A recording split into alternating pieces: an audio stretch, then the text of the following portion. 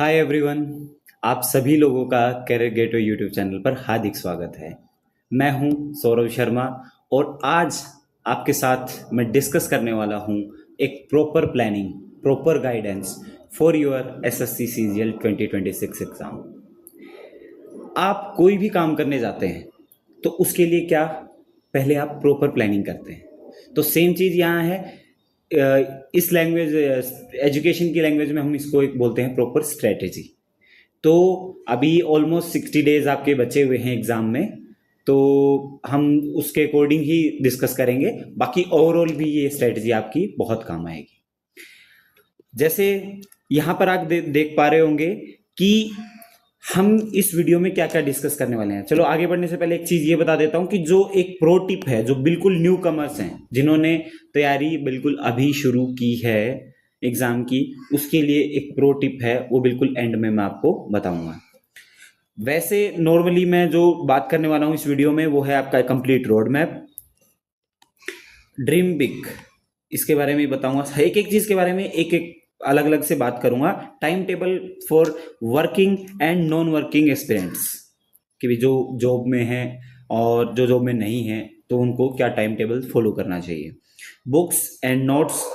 अच्छा, sectional timing को आपको कैसे मैनेज करना है, क्योंकि this is the first time जब आपकी एसएससी सीजीएल के एग्जाम में सेक्शनल टाइमिंग को इंट्रोड्यूस करवाया गया है।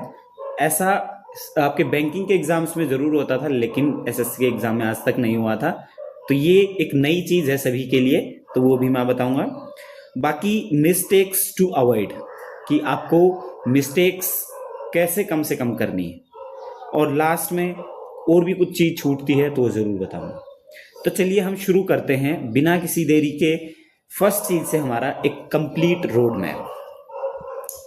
जो ये तैयारी है ना, गवर्नमेंट एग्जाम की जो तैयारी है वो एक मैराथन रेस है। मैराथन क्या है, कभी आप सीजीएल की मैराथन में दौड़ रहे हैं, कभी आप सीएचएसएल की में दौड़ रहे हैं, कभी आप रेलवे की में दौड़ रहे हैं। तो ये रेस है। इस रेस में आपको वही है, प्रॉपर प्लानिंग के साथ अगर एग्जीक्यूशन आपने किया तो आप लास्ट तक बने रहेंगे। क्योंकि मैराथन होती है, कोई छोटी मोटी रेस तो है नहीं कि भी 100 मीटर है, मैं एक बारी में सारा जोर लगा के दौड़ लिया तो मैं फर्स्ट आ जाऊंगा। नहीं, इसमें आपका पेशेंस का भी टेस्ट है, आपकी बाकी और स्मार्ट वर्क का भी टेस्ट है। हार्ड वर्क तो है ही है, स्मार्ट वर्क का भी टेस्ट है। तो देखो, मैराथन रेस मान लो एक बहुत बड़ी है, जैसे बहुत बड़ी रेस होती है मैराथन। अब इसमें बच्चों प्रॉब्लम क्या करते हैं, बच्चे क्या करते हैं, स्टार्टिंग में ही अपना बहुत मतलब 100% दे देते हैं। 100%। आप सोच के देखिए, एक मैराथन रेस में आपको यहां से यहां तक दौड़ना है, ठीक है, यहाँ पे 21 किलोमीटर्स हैं। अब जिसने शुरुआत करी वो शुरुआत में ही अगर मान लो 30 की स्पीड में, मतलब कोई वैसे मान लो अर्बिट्रेरली 30 की स्पीड में दौड़ रहा है और एक दौड़ रहा 10 की स्पीड में, obviously we are a human being. अब 30 की स्पीड में जो दौड़ रहा है वो आगे निकल जाएगा 10 वाले से, लेकिन थोड़ी देर बाद इस 30 वाले के सांस चढ़ना शुरू हो जाएंगे, लेकिन जो 10 वाला है वो कंटिन्यूअसली स्पीड को मेंटेन करता रहेगा। सो मेंटेन करते करते एक टाइम ऐसा आएगा जब ये 30 वाला यहाँ पे थक के बिल्कुल सब स्लो हो जाएगा, ये 5 की 2 की स्पीड पे आ जाएगा और ये 10 वाला 10 की स्पीड से चलता चलता बहुत पहले ही इस मैराथन रेस को कंप्लीट कर लेगा। बस लास्ट में वो एक स्प्रिंट मारेगा। सेम यहाँ पर है। 60 डेज की स्ट्रेटेजी के अकॉर्डिंग मैं आपको जो बताता हूं कि जो फर्स्ट 30 डेज हैं या 30 to 45 डेज हैं, आपको एक ही पेस में, जो कि बहुत फास्ट नहीं, एक बिल्कुल नॉर्मल पेस में आपको आगे बढ़ना है। बहुत सारे बच्चे ये नहीं करते, यही गलती करते हैं। आप पूछ के देखना, कुछ बच्चों को छोड़ के देखो, एक्सेप्शनल हर जगह होते हैं, लेकिन कुछ बच्चों को छोड़ के सभी क्या करते हैं, जो सक्सेसफुल कैंडिडेट्स हैं, कि वो अपना धीरे धीरे धीरे धीरे आगे बढ़ते रहेंगे। लेकिन जिनको बहुत ज्यादा जल्दी एक्साइटमेंट हो जाती है कि पेपर आ गया, मैं ये कर दूंगा, मैं वो कर दूंगा, वो एक बारी में सब कुछ पढ़ देते हैं। 2 4 दिन 5 दिन बहुत ज्यादा पढ़ेंगे, 10 10 12 12 घंटे लाइब्रेरी में पढ़े रहेंगे, आपका वहीं पे ही आपका ये बोलो कि सो जाएंगे। लेकिन इतना थक जाते हैं वो, इतना ज़्यादा थकान हो जाती है, इरिटेशन होने लगती है पढ़ाई से, बुक से दूर हो जाते हैं, फिर मूवीज़ पे मूवीज़ बिंज वॉच करते हैं या कुछ और करते हैं, फिर वो पढ़ाई का मुंह नहीं देखते 5 से 10 दिन। क्या है, रिदम टूट गया। अब रिदम टूट गया तो आपको पता है ना, मोमेंटम का बहुत बड़ा रोल है। यहाँ पर फिर क्या है, लास्ट के 15 डेज क्या करना है, लास्ट के 15 डेज आपको मारना स्प्रिंट। अब बहुत, जैसे चीता है, टाइगर है, वो बहुत तेज दौड़ सकता है, लेकिन कितनी देर, मैक्सिमम 45 सेकेंड्स या 1 मिनट। क्या मैं उसको क्या हम बोल सकते हैं कि, या सोच सकते हैं कि वो उसी पेस में 1 घंटे दौड़ता रहे? नहीं। तो स्प्रिंट बहुत छोटा ही होता है, तो 15 या 10 डेज का ही स्प्रिंट होता है, वो आप लगा लोगे तो आप बिल्कुल आराम से उस हर एक स्टेज को क्लियर करते चले जाओगे। देखो प्री का एग्जाम है, फर्स्ट स्टेज है। आई थिंक अभी के लिए मुझे लगता है कि आपको ये चीज़ समझ में आ गई कि मेरा कहने का मतलब क्या है। अब आगे और चीज़ क्लियर होगी, ठीक है। पहले बात करते हैं ड्रीम बिग। कोई भी चीज़ करने के लिए आपको मोटिवेशन की बहुत ज़्यादा ज़रूरत है। अगर आपको उस एग्ज़ाम को लेके मोटिवेशन ही नहीं है, आप उसके बारे में नहीं सोचते हैं, तो आप कैसे एग्ज़ाम क्लियर कर पाएंगे? तो मोटिवेशन क्या है, मतलब dream big, what is dream big? मैंने यहाँ पे ये पॉइंट लिया क्यों है? ये मैंने पॉइंट इसलिए लिया है, मान लो किसी का जो ड्रीम है वो है, मान लो आपको बनना है सीबीआई सब इंस्पेक्टर, किसी का है इनकम टैक्स इंस्पेक्टर, किसी का है जीएसटी इंस्पेक्टर, या किसी का है अपना ईडी में एईओ, असिस्टेंट एनफोर्समेंट ऑफिसर, और भी बहुत हो सकता है, एएसओ इन एमईए। अब अगर आप इनके बारे में नहीं सोचोगे तो आपके अंदर से आवाज़ कैसे आएगी कि भाई पढ़ाई करनी है? आप खाली बैठे हैं, आप टाइम वेस्ट कर रहे हैं, तो आपके अंदर से आवाज़ कैसे आएगी कि भाई आपको पढ़ाई करनी है? ये जस्ट बिकॉज तभी पॉसिबल है जब आपने दिमाग में एक एम डाल लिया है कि वो बंदा आज सीबीआई में है, वो बंदा ईडी में है, वो जीएसटी इंस्पेक्टर है, वो आज लाइफ को इतना एंजॉय कर रहा है। तो इससे ये नहीं है कि आपको जलन होगी, नो। इससे आपका जो सपना है, अगर आपने सपना संजो के रखा है, तो वो आपको बार बार पुश करेगा कि आप पढ़ाई करो। टाइम वेस्ट नहीं, सिर्फ और सिर्फ पढ़ाई करनी है, प्रैक्टिस करनी है। तो इसीलिए जो ये ड्रीम है, ये आपका कहाँ क्या है, एक रीज़न है आपका मोटिवेशन का। तो वो मोटिवेशन आपके लिए बहुत ज़्यादा ज़रूरी है।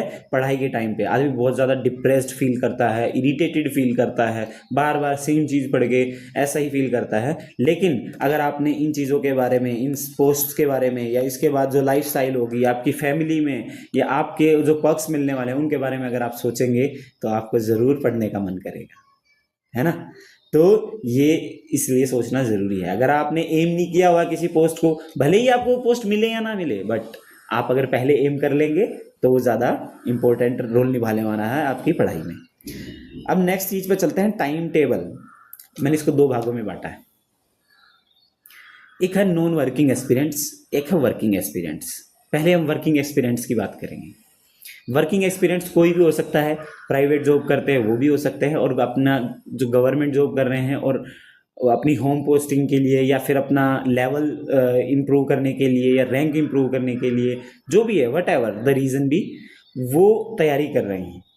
सो मैं एक ऑन एन एवरेज ले लेता हूँ, 9:30 to 6 PM, 9:30 AM to 6 PM आपकी जॉब है, ठीक है। आप ऑफिस जाते हैं, आते हैं, 1 घंटा पहले और 1 घंटा बाद में, मैं मान लेता हूँ कि भी इंसान आने जाने का टाइम है, तैयार होने का है, तो ये सब है। उसके अलावा आपके पास बहुत टाइम है जो वर्किंग है। अगर ऑलरेडी गवर्नमेंट जॉब में, इट मीन्स उन्होंने पढ़ाई की हुई है, और पढ़ाई की है तो आपको जस्ट क्या करना है, आपको थोड़ा सा ध्यान देना है, रिवीजन करना है, और छोटी छोटी जो मिस्टेक्स आप कर रहे थे पहले या की थी उनको सुधारना है, दैट्स इट। सो मेरा पर्सनल सजेशन है, अगर आप जल्दी उठ सकते हैं, 5 AM उठ सकते हैं, तो वो आपके लिए बेस्ट है। 5 से 8 बजे तक अगर आप पढ़ाई कर लें तो 3 घंटे हैं, 3 घंटे आपने पढ़ लिए। वैसे मुझे लगता है कि वर्किंग प्रोफेशनल्स के लिए, वर्किंग एक्सपीरियंस के लिए 5 घंटे की तैयारी बहुत है, बहुत ज़्यादा है अगर अभी से आप देंगे तो। बाद में तो ऑब्वियसली वो जैसे रन रेट, रन पर ओवर बढ़ते चले जाते हैं तो ये चीज़ बढ़ती चली जाएगी, लेकिन आज के दिन 5 घंटे बहुत है। फिर भी इसको आप अकॉर्डिंगली मैनेज कर सकते हैं। ये मैं मानता हूँ कि 5 से 8 तक का आपको टाइम मिल सकता है इजीली। फिर शाम को अगर आप आ जाते हैं तो शाम को 8 या फिर 9 PM से 11 PM आपको टाइम मिल सकता है। इसको आधा घंटा पहले भी मान सकते हैं, पहले भी कर सकते हैं। तो अगेन आपको 1 से 2 घंटे आपको आराम से मिल सकते हैं। एक चीज़ और, वो नॉन वर्किंग्स के लिए भी है, वो मैं बता दूंगा। चलो अभी पहले नॉन वर्किंग की बात कर लेते हैं, साथ के साथ बताऊंगा तो वो यहाँ भी लागू हो जाएगी। तो ऐसे आपको अपना टाइम डिवाइड करना है। सब्जेक्ट कौन से किस टाइम पे पढ़ने हैं वो भी नॉन वर्किंग के साथ ही बताऊंगा। देखो मेन फर्क क्या है वर्किंग और नॉन वर्किंग एस्पिरेंट्स में। जो नॉन वर्किंग है उनको अगले दिन कोई काम पे नहीं जाना, उनको अपना लाइब्रेरी जाना है या अपने घर पे पढ़ाई करनी है कहीं भी, वो रात को भी पढ़ाई कर सकते हैं। कई ऐसे होते हैं कि सुबह उठने में मेरे को आलस आता है तो पूरी रात पढ़ सकता हूँ, दिन में सो लूँगा। लेकिन वर्किंग पर्सन तो ऐसा नहीं कर सकता, उसको तो एक पर्टिकुलर टाइम पीरियड मेंटेन करना पड़ेगा कि हाँ मुझे इतने बजे सोना है क्योंकि सुबह उठ के ऑफिस जाना है। अगर रात भर आप पढ़ाई करोगे तो सुबह ऑफिस में आप कैसे मैनेज करोगे। इसीलिए नॉन वर्किंग के लिए थोड़ा सा सिस्टम अलग है। लेकिन मेरा पर्सनल सजेशन है जो मैं करके देख चुका हूँ। आपको नॉन वर्किंग वालों को भी क्या है कि अर्ली राइजर बनना है। अर्ली मॉर्निंग आप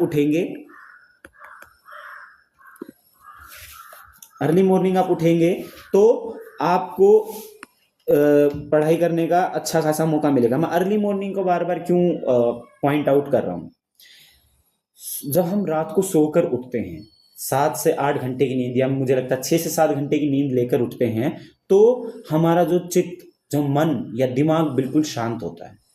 और जिस टाइम पे हमारा दिमाग शांत होता है ना, उस टाइम पे मुझे लगता है कि 1 घंटे की पढ़ाई शांत मन की, आप रात को कितना भी पढ़ रहे हो, मैं तो रात को इतनी देर पढ़ लेता हूँ, मुझे लगता है कि 2.5 आवर्स के इक्वल है। आप करके देखना। ये स्टार्टिंग में हो सकता है शायद आपको ना लगे, लेकिन आप करके देखेंगे, सीरियसली ये मैंने करके देखा हुआ है। मैं वो बंदा हूं जिसने सीजीएल पुराने पैटर्न से भी क्लियर किया हुआ है और नए पैटर्न से भी।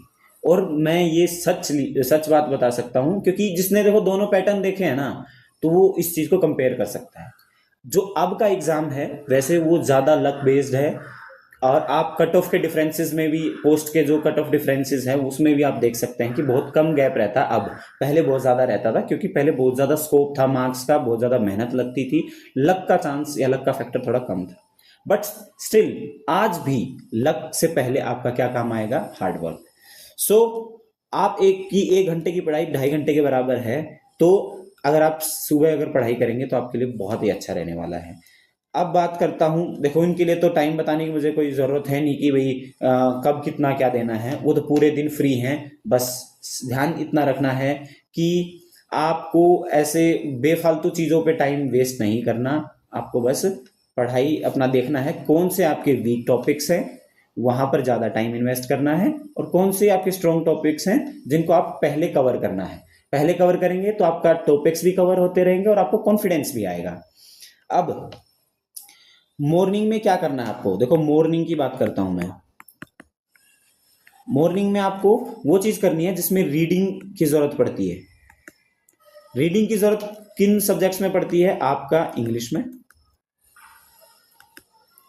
प्लस जीएस में। ये 2 ऐसे सब्जेक्ट हैं जिसमें आपको रीडिंग की जरूरत पड़ती है। ये मैं इसलिए कह रहा हूं कि सुबह उठते ही कई बच्चे होते हैं मैथ्स के लग जाते हैं। देखो मैथ्स एक एक्टिविटी वाला सब्जेक्ट है। एक्टिविटी इन द सेंस आपको लिखना ही पड़ेगा, पेन पेपर की जरूरत पड़ेगी ही पड़ेगी, तब ही आप सॉल्व कर पाओगे। ऐसे ही रीजनिंग में है। सो जो रीडिंग वाला पार्ट है वो क्या आप पढ़ोगे शांत मन से, बार बार रीडिंग करोगे हर रोज सुबह, एंटोनियम सिनोनियम्स या फिर ज्योग्राफी पॉलिटी, ये सारी चीज करोगे, आपके दिमाग में हर रोज बैठती चली जाएगी। और जो एक्टिविटी वाला पार्ट है आपका मैथ्स प्लस रीजनिंग, वो मॉर्निंग को छोड़ करके आप किसी भी टाइम कर सकते हो। That is an activity part, वो आप किसी भी टाइम करोगे आपको अच्छे से समझ आएगा। इवन बहुत सारे लोगों की तो आदत होती है कि वो सॉन्ग्स चला के मैथ्स प्रैक्टिस करते होते हैं। मैं भी कभी कर लिया करता था, तो मैथ्स ही करता था सिर्फ, रीजनिंग वगैरह या इंग्लिश जीएस मैंने ट्राई नहीं किया। बट मैथ्स कर लेता था। तो ये एक्टिविटी पार्ट है, ये आप दिन के किसी भी टाइम कर लो। यहाँ पर भी मैं अगर वर्किंग की बात करूं, वर्किंग वाले लोगों को रात को मैथ्स और रीजनिंग करना है, सुबह के टाइम पे उनको इंग्लिश और जीएस पे ध्यान देना। ये हुई टाइम टेबल की बात। अब बात करते हैं books and notes. Books maths की, अगर देखो मैंने फर्स्ट टाइमर की मैं बात नहीं कर रहा हूँ, फर्स्ट टाइमर की तो मैं बात करूंगा बिल्कुल लास्ट में करूंगा, लेकिन अभी जिन्होंने एटलीस्ट एक बार कोचिंग ली है या आपने आप खुद से पढ़ाई करी है, सिलेबस कंप्लीट किया है, उनकी बात है। मैथ्स में आपके पास आपके नोट्स होंगे, आपने हर एक चैप्टर के नोट्स प्रिपेयर किए होंगे, चाहे आपने कोचिंग ली हो, चाहे आपने यूट्यूब वीडियोस देखी हो, वट एवर। सो आपके नोट्स हैं, उनको आपको स्टार्टिंग के 30 डेज एक एक चैप्टर प्लस उनके क्वेश्चंस, मतलब 30 to 50 क्वेश्चंस के बीच में उनकी प्रैक्टिस करनी है। आपके ऑलमोस्ट 25 डेज में आपके सारे चैप्टर्स कंप्लीट हो जाएंगे, फिर भी मैंने 30 डेज लिया है। वो कंप्लीट होने के बाद उसके बाद आपको मिक्स क्वेश्चंस प्लस आप फिर से रिवीजन कर सकते हैं, आप चाहें तो 2 चैप्टर्स या प्लस या 1 चैप्टर, टोटल 3 चैप्टर्स भी आप दिन में रिवाइज कर सकते हैं, क्योंकि एक बार आपने पढ़ लिया तो रिवीजन आपका फास्ट हो सकता है। इसमें बुक की कोई पर्टिकुलर ज़रूरत नहीं है अगर आपके पास आपके नोट्स हैं तो। और कोई ये सोच रहा है कि मैं बुक से पढ़ लूंगा, तो भाई मैथ्स ऐसा सब्जेक्ट है जो बुक से नहीं पढ़ा जा सकता, वो आपकी कलम ही आपके दिमाग तक सिग्नल्स पहुंचाती है। ऐसा नहीं है कि आपने किसी बुक में देख के पढ़ लिया, ठीक है, एक पर्टिकुलर क्वेश्चन का आपने मेथड देख लिया, वो एक अलग बात है, लेकिन पढ़ना आपको लिखकर ही पड़ेगा। और जितने नोट्स आपने प्रिपेयर किएंगे वो उतना जल्दी ज़्यादा समझ आएंगे। ये बात आप रिलेट कर पाओगे, जब मैं लास्ट में वो चीज़ बताऊंगा तब आप रिलेट कर पाएंगे। अब चलते हैं हम रीजनिंग की तरफ। रीजनिंग जनरली इतनी मुश्किल नहीं आती हमारे एसएससी एग्जाम्स में, इसीलिए आई रिकमेंड यू कि आप हर रोज़ 25 to 30 मिनट्स दे सकते हैं, जिसमें 2 तरीके हैं। एक तरीका आपका है सिर्फ मिक्स्ड क्वेश्चंस, जिसमें 25 to 30 क्वेश्चंस आप दे सकते हैं, सोल्व कर सकते हैं, या फिर आप टॉपिक वाइज आप एक एक टॉपिक लो, उनके 5-5, 10-10 क्वेश्चन करो, अगले दिन दूसरा टॉपिक लो, सिलेबस में जरूर देख लेना वो टॉपिक है कि नहीं है, तो वो सारे आप कवर करते चले जाओ। देने कितना टाइम है आज से? 25 to 30 मिनट्स ओनली। अब नेक्स्ट चलते हैं हम इंग्लिश की तरफ। इंग्लिश में चाहे कोई रिपीटर हो, चाहे कोई मतलब एक तरीके से फ्रेशर बोल सकते हो जिसने 1 या 2 अटेम्प्ट ही लिया हो, 1 अटेम्प्ट ही लिया हो। फर्स्ट ऑफ ऑल जब भी आप इंग्लिश उठाओ तो आपको नीतू सिंह मैम हैं, उनकी जो वॉल्यूम 1 है इंग्लिश की, वो जरूर करनी है। एक बार आपको उससे गो थ्रू जरूर होना है, नहीं तो ये मानो कि आपका जो एसएससी का बेस है वो बिल्कुल एसएससी को लेके ही बनाई हुई है, बहुत अच्छी बुक है, वो आपको करनी है। उसके बाद आपको ये करने के बाद आप क्वेश्चंस करो, या फिर ब्लैक बुक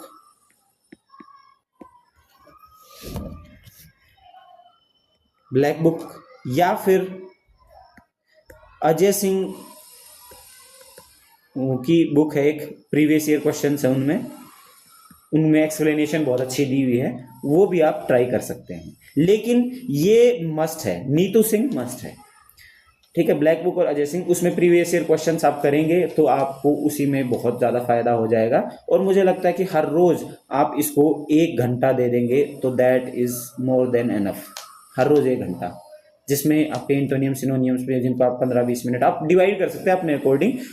और एक इंपॉर्टेंट चीज़ ये भी है कि आपका जो भी वीक टॉपिक है वो टॉपिक पे आपको ज़्यादा टाइम इन्वेस्ट करना है, जो स्ट्रॉन्ग टॉपिक है उसको छोड़ना नहीं है। ऐसा नहीं कि ये मेरा स्ट्रॉन्ग है, मेरे को आता है, मैं नहीं देखूंगा, उसको देखना है, लेकिन उसको थोड़ा कम टाइम देना है। बट अगर आप पहले उसको कवर कर लोगे तो आपको लगेगा कि हाँ मैंने कुछ ना कुछ पार्ट है सब्जेक्ट का वो कवर कर लिया, तो माइंड से टेंशन खत्म हो जाएगी।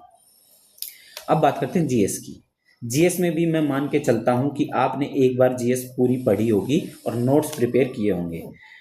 जीएस भी है तो रीडिंग वाला काम, लेकिन जो याद करने वाली बात है ना, आप कभी भी यूपीएससी एस्पिरेंट से बात करेंगे तो वो हर चीज़, हर छोटी चीज़ को, भारत का राष्ट्रपति कौन है, श्रीमती द्रौपदी मुर्मू, उसको भी लिख लेंगे, प्रधानमंत्री को नरेंद्र मोदी, वो इसी ऐसे ही आपके दिमाग में बैठती है।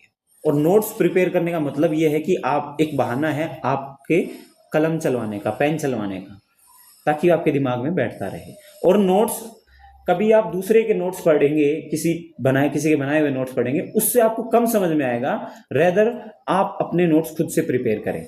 टाइम लगेगा, लेकिन वो टाइम बाद में कवर हो जाएगा।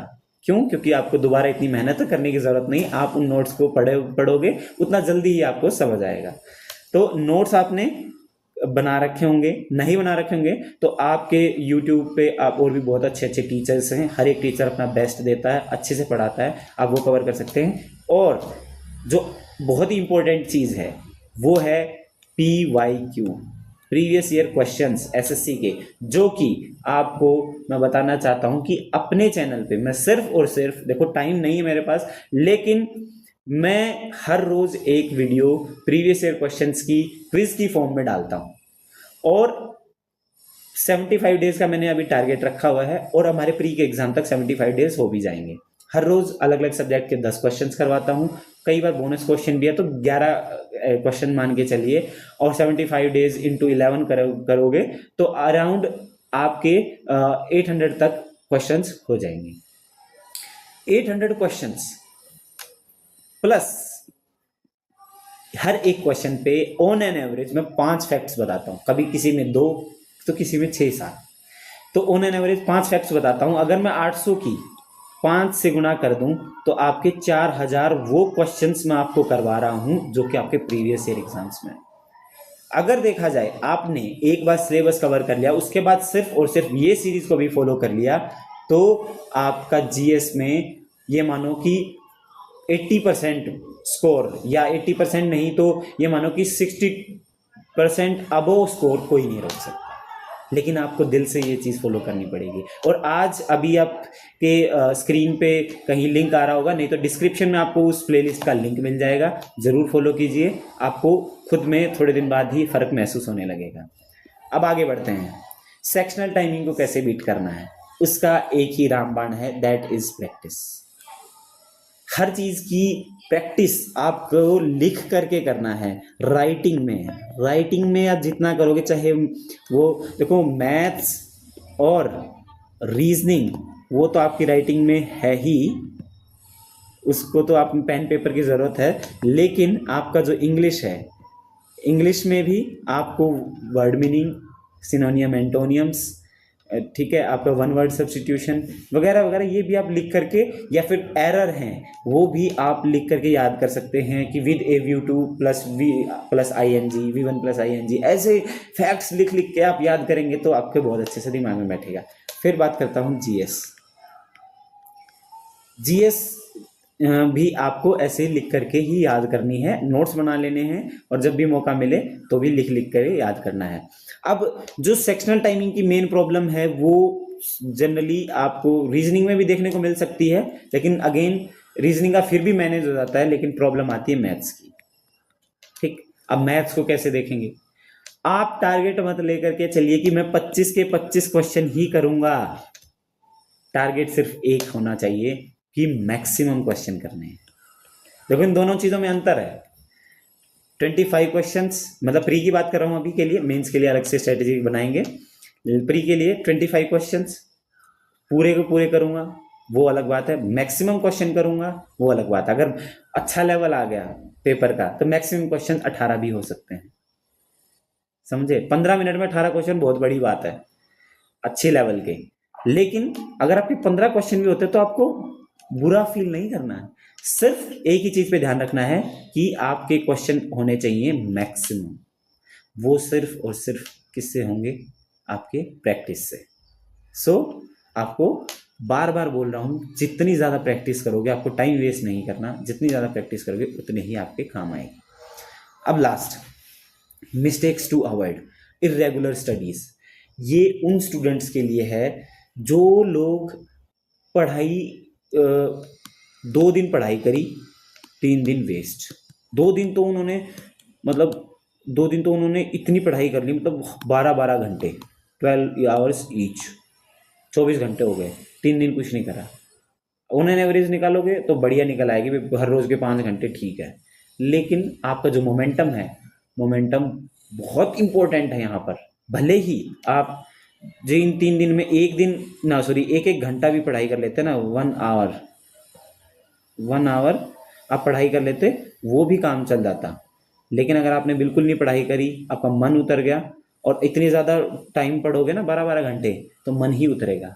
अभी मैंने वो अपना वो आपको मैराथन वाला एग्जाम्पल बताया था कि शुरुआत में इतना तेज़ नहीं दौड़ना है कि बाद में स्प्रिंट ना मारा जाए, आपको बहुत धीरे धीरे चलना है। सो आपको इरेगुलर स्टडीज़ नहीं करनी, भले ही 1 घंटा, 2 घंटा, 3 घंटा, 4 घंटा ऐसे करके आप चलो, लेकिन 12-12, 8-8, 10-10 घंटे इतना मत पढ़ो। लेकिन रेगुलर स्टडी करो, थोड़ा पढ़ो। लिविंग एनी टॉपिक या सब्जेक्ट, कोई भी सब्जेक्ट, जैसे जीएस है, भैया तो मुश्किल है, मेरे बस की नहीं है, मैं छोड़ देता हूँ, ऐसा नहीं करना। टाइम उसको एक्स्ट्रा डिवोट करो ताकि उस चीज़ को कवर किया जा सके, क्योंकि ये अब प्री की बात नहीं रही, मेंस में भी आपको सारे सब्जेक्ट पढ़ने हैं, तो क्यों ना आप उसको पहले ही, जित देखो किसी चीज़ से डर लगता है, उससे हम क्या दूर भागते हैं, और वो ही आखिरी में हमें हॉन्ट करता रहता है। क्यों ना हम उसको फेस करें, जितना जल्दी फेस करेंगे उतना ही हमारे लिए अच्छा होगा। सो कोई टॉपिक नहीं छोड़ना है, और एक्स्ट्रा टाइम डिवोट करके हर मुश्किल टॉपिक को भी कवर कर लेना है। बहुत ऐसे लोग होते हैं, सिर्फ मॉक दे लो काम हो जाएगा। भाई प्री में फिर भी मैं मान सकता हूँ, क्या पता काम हो जाए, लेकिन मेंस में मित्र ऐसे काम नहीं चलेगा। ओनली मॉक्स नहीं, आपको पहले सिलेबस कवर करना है, सिलेबस कवर, फिर रिवीजन,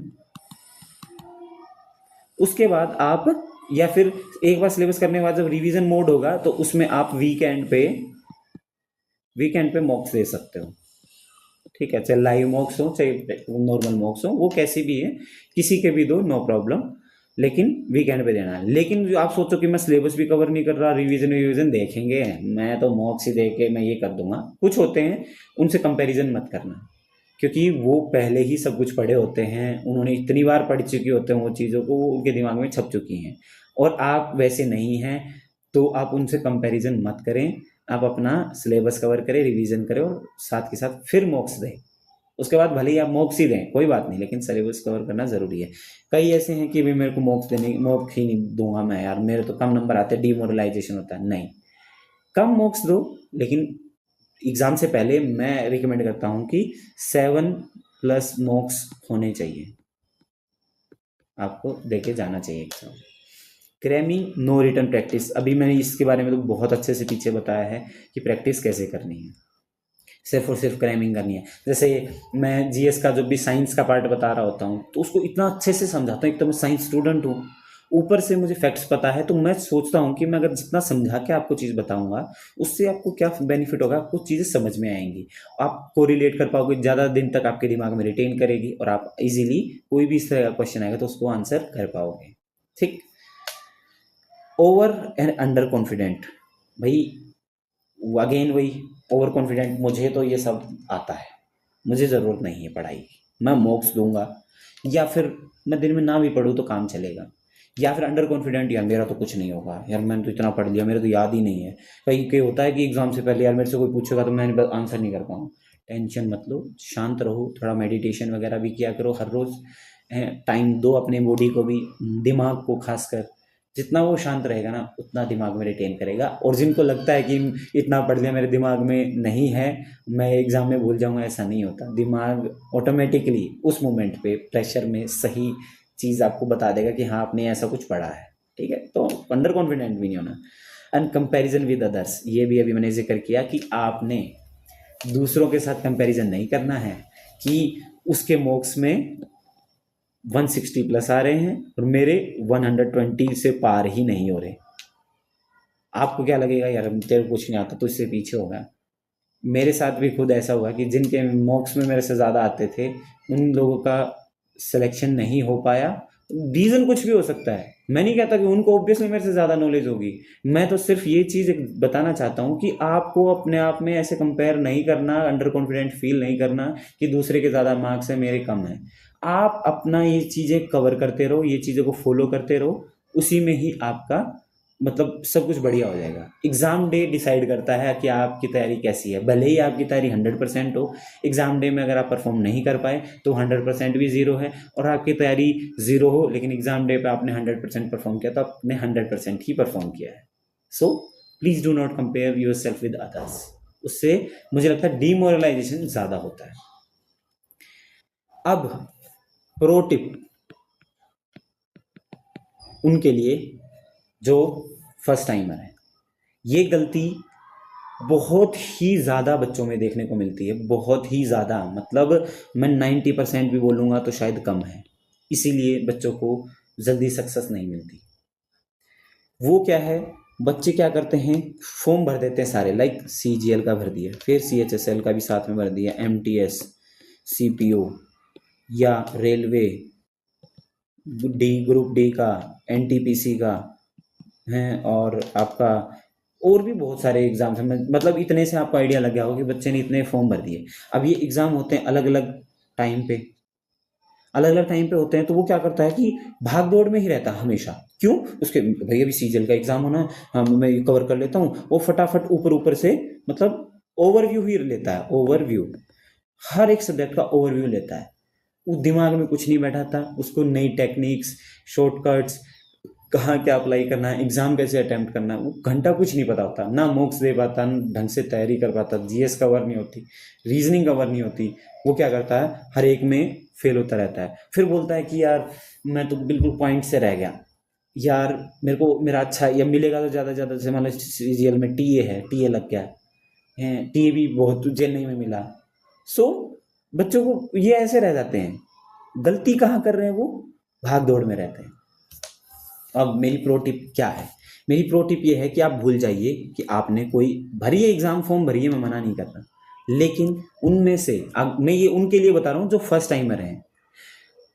आप भूल जाइए कि आपने कोई एग्जाम फॉर्म भरा है, भले ही भर दीजिए, एग्जाम देने चले जाइए, लेकिन ऐसा मत सोचिए कि भाई बस उस CGL आ गया तो CGL को टारगेट कर रहा हूँ, CHSL आएगा तो CHSL। एक बार मैथ्स का सारा सिलेबस विद नोट्स पूरा कीजिए, फिर इंग्लिश जितने वोकेबलरी है, वन वर्ड सब्स्टिट्यूशन है, जितने रूल्स हैं, जैसे मैंने अभी नीतू सिंह की बात करी, वो सारे पढ़ने हैं। रीजनिंग, रीजनिंग के भी सारे टॉपिक्स एक बार आपको कवर करने ही हैं। देखने हैं कि ये वैसे मान लो आपका स्टेटमेंट बेस्ड हो गया, ठीक है, वेन डायग्राम वाले हो गए, ब्लड रिलेशन हो गए, ये सारे टॉपिक्स आपको कवर करने हैं एक बार। एंड जीएस में तो देखो बहुत ज़्यादा मेहनत लगती है कि UPSC में लोग कितनी मेहनत करते रहते हैं जीएस पे। ठीक है, यहाँ पे मल्टीपल चॉइस क्वेश्चंस हैं, बट आपको क्या करना है, पढ़ लिख के मतलब सब कोई नोट्स बना लेने हैं और तैयारी पुख्ता कर लेनी है। एग्जाम को टारगेट नहीं करना है पहले आपको, भले ही इसमें 1 ईयर मतलब 1 साल लग जाए। आप सोचोगे कि यार मेरा CGL निकल गया, मेरा सिलेक्शन नहीं हो पाया, भाई कोई भी ऐसी पोस्ट नहीं है, हर साल नए नए आप देखते होंगे, एक बार लगेगा कि भाई ये इतनी पोस्ट आ गई, ऐसे आ गई, अरे 1 साल बाद फिर आ जाएंगी, डोंट वरी। अगर थोड़ी पोस्ट भी होंगी, आप थोड़ी पोस्ट में भी सिलेक्शन ले लोगे अगर आपने ये चीज़ फॉलो कर ली तो। नहीं तो मैं अपने नॉन में इतने लोगों को जानता हूँ जिन्होंने ये पहले वाली चीज़ फॉलो करी, लेकिन 7 साल बाद जाके कहीं कोई छोटी मोटा सिलेक्शन हुआ, 7 साल बाद, किसी का 5 साल बाद। लेकिन आपने ये चीज कवर कर ली तो एक बार ही आपको तैयारी करनी है, फिर आप ये सारे के सारे एग्जाम लाइन से निकाल लोगे और आपके पास चॉइस होगी कि हाँ मुझे कौन सा सिलेक्शन लेना है, मतलब किसमें सिलेक्शन लेना है। ठीक है, सो एक बार syllabus deeply with notes pen paper आपको सारे कवर करने हैं। नहीं करेंगे तो आई एम सॉरी बेबी, आपका सिलेक्शन बहुत मुश्किल है। So this was my pro tip for the first timers, या बिल्कुल न्यू बिगिनर्स बोल सकते हैं, या आप बोल सकते हैं कि बिल्कुल फ्रेशर्स, उनके लिए है।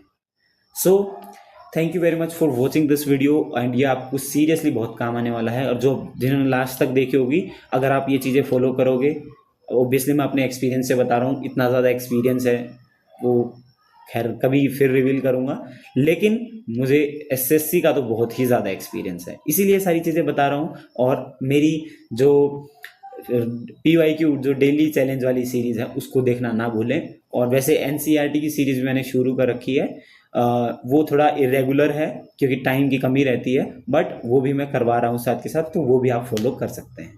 ठीक है, थैंक यू वेरी मच। वैसे वीडियो थोड़ी लंबी हो गई, बट क्या करूँ, सारी चीज़ों को अच्छे से समझाना बहुत ज़रूरी था। बाय बाय, टेक केयर, जय हिंद।